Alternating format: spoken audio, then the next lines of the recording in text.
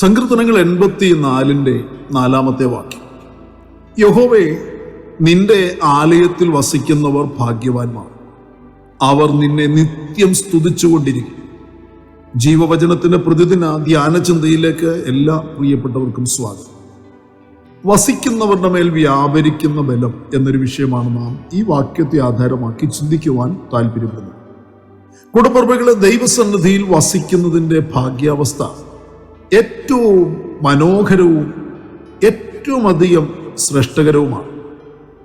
ആലയത്തോട് ഏറ്റവും അടുത്ത് സഹകരിക്കുകയും ഇടപെടുകയും ചെയ്യുകയും അവിടുത്തെ ശുശ്രൂഷകളിൽ പങ്കാളികളായിത്തീരുകയും ചെയ്യുന്നത് ഭാഗ്യാവസ്ഥ തന്നെ എന്ന് തിരുവചനം വ്യക്തമാക്കുന്നു. വിളിക്കപ്പെട്ടവർ, തിരഞ്ഞെടുക്കപ്പെട്ടവർ ഏറ്റവും വലിയ പദവികളുള്ളവരാണ്. ആ പദവിയിലുള്ളവർ ദൈവവുമായി ഏറ്റവും അടുത്ത് ബന്ധപ്പെട്ട് അവനെ അനുസരിച്ച് ദൈവത്തെ സ്നേഹിച്ച് ആരാധിച്ച് തങ്ങളുടെ ജീവിതം നയിക്കുന്നത് അവനോടൊപ്പം വസിക്കുന്ന അവസ്ഥയിലുള്ളതാണ്. കർത്താവിൽ വസിക്കുന്നവരുടെ സ്തുതിക്ക് ശക്തിയുണ്ട് കേട്ടോ. കർത്താവിൽ വസിക്കുന്നവർക്ക് നിത്യം സ്തുതിച്ചുകൊണ്ടിരിക്കുവാൻ ആകെയുള്ളൂ എന്ന് നാം തിരിച്ചറിയണം. ജീവിതത്തിൽ സ്തുതി ഉയർത്തുന്നവരുടെ ജീവിത നിലവാരം അതിമനോഹരമായിരിക്കും. അതിനൊരു ഭംഗിയുണ്ട്. ദൈവത്തിൽ നിന്നും കൂട്ടായ്മയിൽ നിന്നും അകലം പാലിച്ച് കഴിയുന്നവർക്ക് എപ്പോഴും സ്തുതി ഉയർത്തുവാൻ കഴിയുകയും, എന്നാൽ അവനിൽ വസിക്കുന്നവർ അവനെ നിത്യം സ്തുതിച്ചു കൊണ്ടിരിക്കുമെന്ന് തിരുവചനം വ്യക്തമായി നമ്മെ ഓർപ്പിക്കുന്നു. പ്രിയരെ, സ്തുതിക്കുന്നവരുടെ മേൽ ബലം വ്യാപരിക്കും എന്ന് തിരുവചനം ഓർപ്പിക്കുന്നു. ആ വ്യാപരിക്കുന്ന ബലം അത് പകരപ്പെടുന്നതാണ്. ആ ബലം പകരപ്പെടാത്തവർക്ക് കൂട്ടായ്മയുടെയും വചനത്തിൻ്റെയും ആരാധനയുടെയും സന്തോഷം ഉൾക്കൊള്ളുവാൻ കഴിയുകയില്ല. സങ്കീർത്തനത്തിൽ വായിക്കുന്നു, ബലം നിന്നിലുള്ള മനുഷ്യൻ ഭാഗ്യവാൻ. ഇങ്ങനെയുള്ളവരുടെ മനസ്സിൽ സിയോനിലേക്കുള്ള പെരുവഴികൾ ഉണ്ട്. എന്തെങ്കിലും ഒരു ബലത്തിൽ ആശ്രയിക്കുന്നവരാണ് എല്ലാവരും. കായികം, സാമ്പത്തികം, പാരമ്പര്യം, കൂട്ടുകാർ, സ്ഥാനമാനം, വിദ്യാഭ്യാസം, മക്കൾ തുടങ്ങി പല പല ബലങ്ങളിൽ സന്തോഷിക്കുകയും ആശ്രയിക്കുകയും ചെയ്യുന്നു. പ്രിയരെ, നിങ്ങളുടെ ബലം ഏതിലാണ്? ദൈവത്തിലാണോ? ദൈവത്തോടൊപ്പമുള്ള വാസത്തിലാണോ? ബാക്കിയെല്ലാം പാഴ്പ്രവൃത്തികളാണ് കേട്ടോ. വീണ്ടും ജനിച്ചവരുടെ ബലം ദൈവത്തോടൊപ്പമുള്ള വാസം. വീണ്ടും ജനിച്ചാൽ കൂടപ്പിറപ്പുകളെ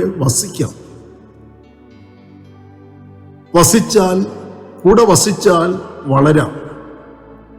വളർന്നാൽ ഫലം കായ്ക്കാൻ കഴിയും. ഫലം കായ്ച്ചാലോ ദൈവം പ്രസാദിക്കും. ബലപ്പെട്ടാൽ ഇങ്ങനെ ഗുണം പലതാണ്. മുകളിൽ സൂചിപ്പിച്ച എല്ലാ ബലങ്ങളും ഒരു വ്യക്തിയിൽ ഒരിക്കലും കാണില്ല. എന്നാൽ ദൈവത്തിൽ ഇതെല്ലാം ഉണ്ട് കേട്ടോ. ദൈവത്തിൽ നമുക്ക് ബലമുണ്ടെങ്കിൽ ബാക്കിയെല്ലാം നമുക്ക് ലഭ്യമാണ്. ധനവും മാനവും പുരാതന സമ്പത്തും എല്ലാം ദൈവത്തിന്റെ ഭണ്ഡാരത്തിലുണ്ട്. ബലം ദൈവത്തിലുള്ളവർക്ക്, പ്രിയരെ, തങ്ങളുടെ ജീവിതത്തിൽ ഒന്നിനും കുറവ് വരികയില്ല. അവർ എന്നും കർത്താവിനാൽ പുലർത്തപ്പെടും. ദൈവം ബലവാനാണ് എന്ന് തൻ്റെ ബലത്തിൽ നിന്ന് അത് സ്വീകരിപ്പാൻ ആരെങ്കിലും ഉണ്ടോ എന്ന് ദൈവം അന്വേഷിക്കുന്നു. യഹോവയുടെ കണ്ണ് തങ്കൽ ഏകാഗ്രചിത്തന്മാരായിരിക്കുന്നവർക്ക് വേണ്ടി തന്നെത്താൻ ബലവാനാണെന്ന് കാണിക്കേണ്ടതിന് ഭൂമിയിൽ എല്ലാടും ഊടാടിക്കൊണ്ടിരിക്കുന്നുവെന്ന് ദിനവൃത്താന്ത പുസ്തകത്തിൽ രേഖപ്പെടുത്തിയിരിക്കുന്നു. വീണ്ടും നമുക്ക് വചനത്തിൽ ഇങ്ങനെ കാണാൻ കഴിയുന്നു, യശസ്സും തേജസ്സും അവന്റെ സന്നിധിയിലും ബലവും ആനന്ദവും അവന്റെ വാസസ്ഥലങ്ങളിലും ഉണ്ട്.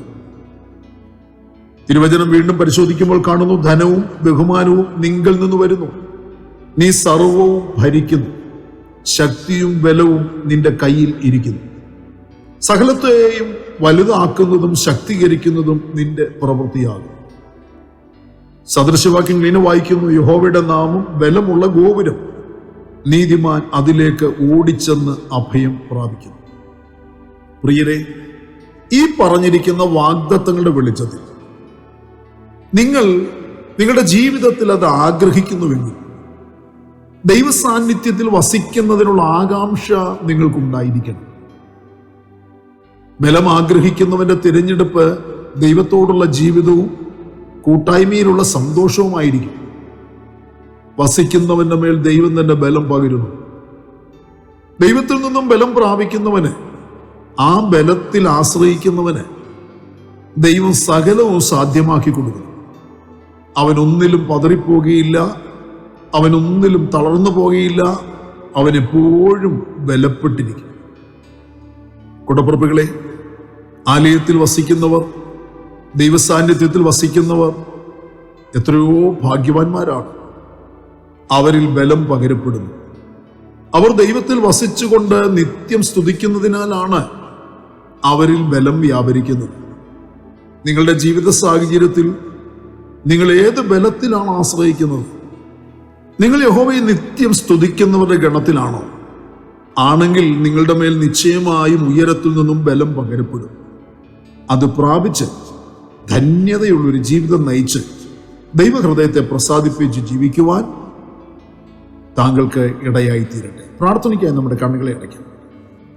പരിശുദ്ധനായ സ്വർഗീയ പിതാവേ, അനുഗ്രഹീതമായ നല്ല സമയത്തിനായി കർത്താവിനെ സ്തുതിക്കുന്നു. വചനം കേൾക്കുന്ന അങ്ങയുടെ കുഞ്ഞുങ്ങളുടെ മേൽ കർത്താവിന്റെ കൃപ പകരുമാറാകണമേ. കർത്താവിൽ വസിക്കുന്നവരുടെ മേൽ കർത്താവിൽ നിന്ന് പകരപ്പെടുന്ന ആ ബലം അവരുടെ ജീവിതത്തിൽ സാധ്യമാക്കി കൊടുക്കുന്ന എല്ലാവിധമായ അനുഗ്രഹങ്ങളും പ്രാപിച്ച് കർത്താവിന്റെ നാമത്തെ ഉയർത്തുവാൻ ഇന്ന് പകലിലും സമർപ്പിച്ച് പ്രാർത്ഥിക്കുന്ന പ്രിയപ്പെട്ടവരുടെ എല്ലാവരുടെ മേലിലും നിറവേറ്റുമാറാകും. കർത്താവിന്റെ അനുഗ്രഹം ഞങ്ങൾ അനുഭവിക്കുവാൻ വിളിക്കപ്പെട്ടിരിക്കുന്നവരാകിയ കർത്താവെ, കേൾക്കപ്പെട്ട വചനത്താൽ, ആ വചനത്തിന് ശക്തിയാൽ ഇന്ന് പകലിൽ വിടുവിക്കപ്പെടട്ടെ. ഇന്നെന്റെ ആവശ്യങ്ങൾ നിറവേറ്റി കൊടുത്ത് മാനിക്കണം. പ്രാർത്ഥന കേൾക്കുന്ന കൃപയ്ക്കായി സ്തോത്രം. സകലത് ഞങ്ങൾക്ക് വേണ്ടി ജീവൻ തന്ന യേശു കർത്താവിന്റെ ധന്യമായ നാമത്തിൽ താഴ്മയോട് അപേക്ഷിക്കുന്ന പച്ച ദയതൂന്നി കേൾക്കുമാറാകണമേ. ആമേൻ. പ്രിയ വചനങ്ങളാൽ പരിശുദ്ധനായ കർത്താവ് എല്ലാവരെയും അനുഗ്രഹിക്കട്ടെ. നമ്മുടെ കർത്താവിന്റെ വരവ് ഏറ്റവും അടുത്തിരിക്കുന്നതിനാൽ അവന്റെ വരവിന് വേണ്ടി നമുക്ക് ഒരുങ്ങി കാത്തിരിക്കാം. മാറാനാഥ്.